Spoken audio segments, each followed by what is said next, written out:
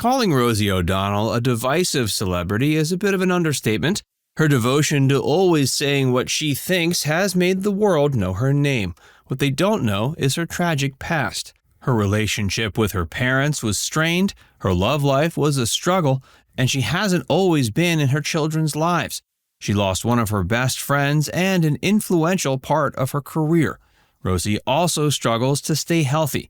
Massive scares made her stop and focus on herself. Keep watching to learn about the time when Rosie O'Donnell admits she should have died.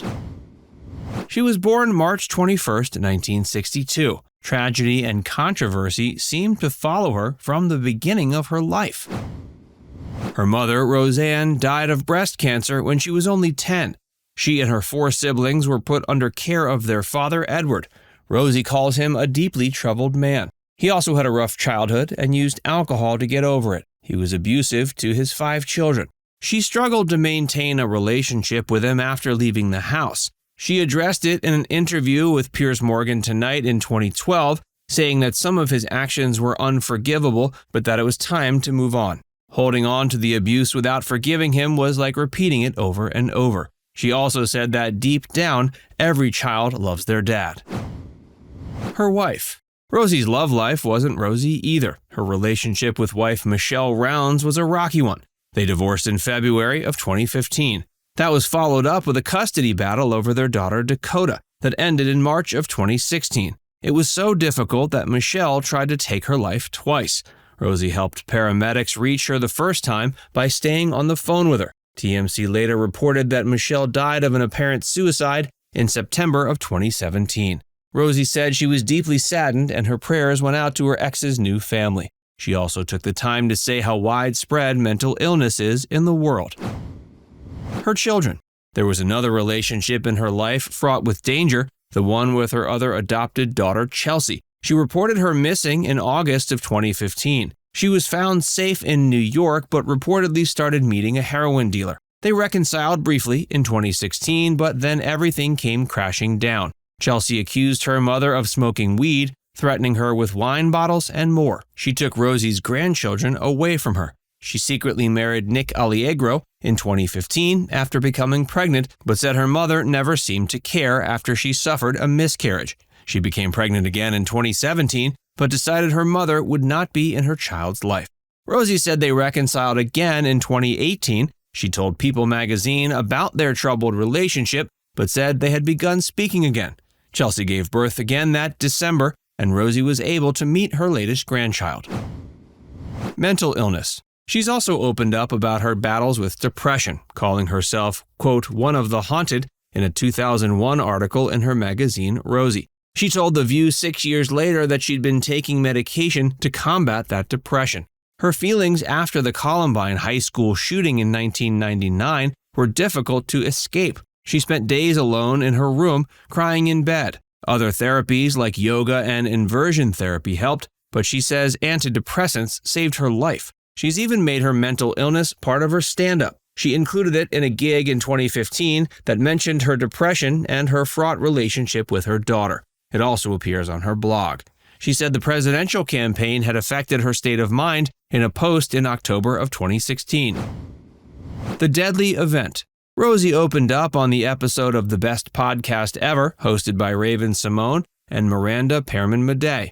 In 2012, she was parked in a hospital parking lot waiting to pick up a friend. A stranger suddenly asked her for assistance, begging, "Rosie, will you help me up?" She went over to help and realized it took longer than she expected. By the time she got home, she had a range of symptoms. Her body hurt and felt hot and nauseous, and her skin clammed up. She thought it was from the stress of pulling the woman up and went along with her day.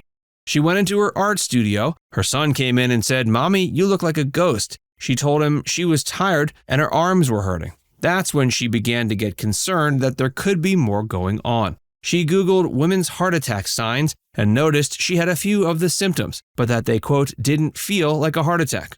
The truth was she did have a heart attack on a Monday evening. She could barely walk upstairs and tried to go to sleep, but her family told her she had to go to the doctor. They went on Wednesday. She went to a cardiologist instead of an emergency room because while she knew something was wrong, she was still convinced at the time it wasn't a heart attack. They told her it was a massive heart attack and rushed her to the ER. There was a 100% blockage of her LAD, or left anterior descending artery. The condition is so serious it's often called the widowmaker. The doctors put a stent in to save her life. Rosie considers herself lucky to have been able to pull through.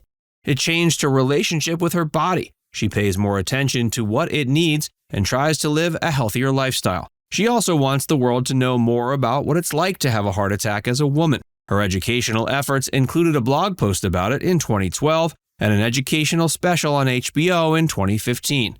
This education is so necessary because the symptoms for women having heart attacks are different than for men. They're also not portrayed in the media enough because TV shows always show men suffering from the condition. The heart attack also made Rosie reflect on her mother's death at a young age. She thought she might be experiencing the same thing that took her mother from her. This wasn't Rosie's first brush with death either. She sliced a tendon in her hand in August of 2000 while removing the price tag from a fishing pole. Fixing it required multiple operations. She developed a staph infection during the third one. Doctors thought they'd have to amputate. She was once again fortunate enough to heal and keep her hand, but it was a major scare. Feuds.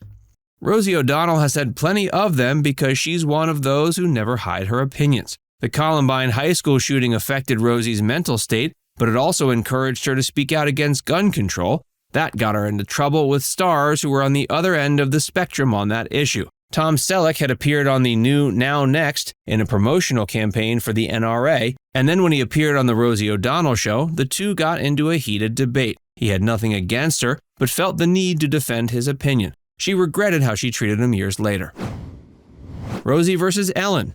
Rosie and Ellen Degeners were two of the most popular lesbian performers for a time. It seemed only fitting they'd become friends. Rosie also wanted to help her friend's career grow. She had her on an episode of her talk show, The Rosie O'Donnell Show, to help promote the Ellen sitcom when it was first starting out. They began to separate a bit after the famous Yep, I'm Gay Time magazine cover after Ellen came out on live TV. Rosie got pushed to the sidelines. They went their separate ways but had nothing against each other yet. The feud began after a shocking turn of events in 1998. Ellen appeared on an episode of Larry King Live and said Rosie's show, quote, went down the tubes as soon as she came out. What's worse is she denied ever being friends with her. Ellen claims not to remember this, but it ended their relationship forever. Rosie versus The View. Rosie joined the talk show The View from 2006 to 2007. It was far from a happy family, mainly because of her relationship with Barbara Walters. They would butt heads often. A book on the show said that Rosie, quote, lost it during a January 2007 interview where Barbara didn't support her against Donald Trump. She felt betrayed, but admits there were things she shouldn't have said, such as comments about her co-host's daughter. She also argued with Elizabeth Hasselbeck, who was on the show from 2003 to 2013. They got into a 10-minute shouting match about the Iraq War in an episode on May 23, 2007. Rosie's volatility eventually got to a boiling point. Barbara said she'd have to leave if she continued on the show. Rosie got to return in 2014, but that only lasted until 2015. Now it's time to hear from you. Which of these facts about Rosie O'Donnell was most surprising to hear about? Let us know in the comments section below.